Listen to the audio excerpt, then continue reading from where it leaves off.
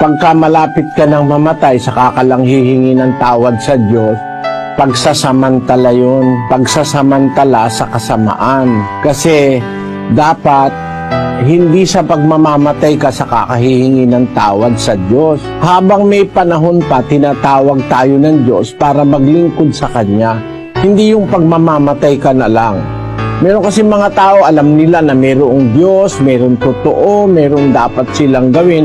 Hindi nila ginagawa, inuuna nila yung gumawa ng kasalanan. Tapos pag mamamatay na, saka sila tatawag sa Diyos.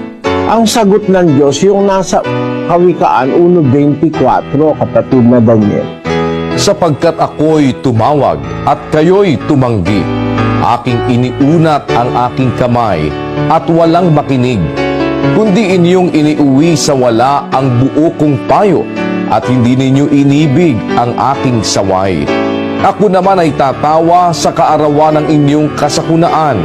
Ako'y manunuya pagka ang inyong takot ay dumarating.